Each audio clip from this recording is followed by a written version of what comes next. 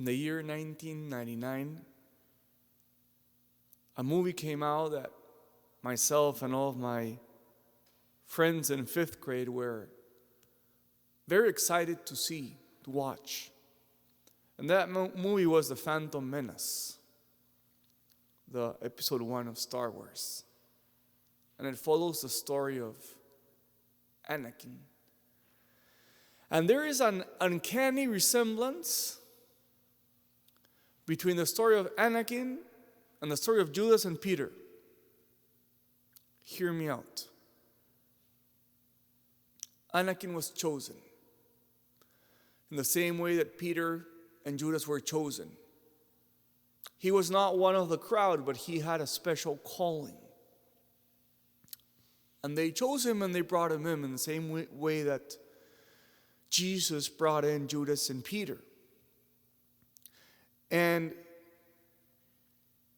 their masters, they vouched for Anakin because they said there was too much fear in him, but they still, their masters vouched for him so that he could be trained.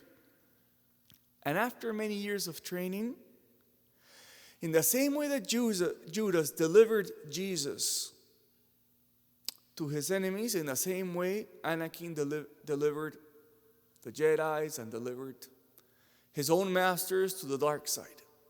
It's exactly the same pattern.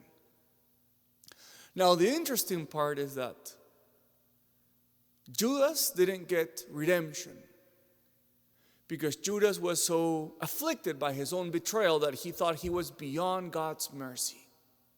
And that's why Judas took his own life. But unlike Judas, Peter, in spite of his betrayal, he knew that there was mercy for him. And that's why he endured Jesus' gaze. And Peter received redemption and forgiveness. In the same way, Anakin, in spite of his low betrayal, he still endured redemption. And in the end, he came back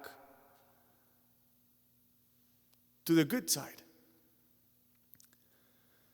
So, in a sense, brothers and sisters, betrayal will always be a part of our life. Because whether we want it or not, sometimes we're going to sell Jesus for 30 coins. Sometimes we're going to say, I don't know him.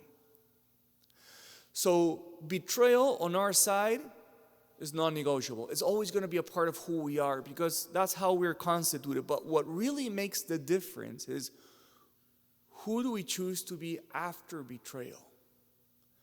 Do we choose to be like Judas or do we choose to be like Peter?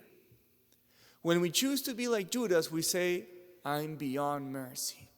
And there is, strangely enough, arrogance and pride in Judas' attitude. It's like, I'm too bad to be forgiven.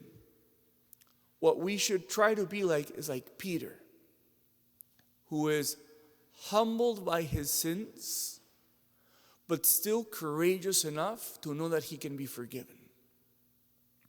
So I think that at the beginning of this Holy Week, we should look at Peter for a model of how to live this Holy Week.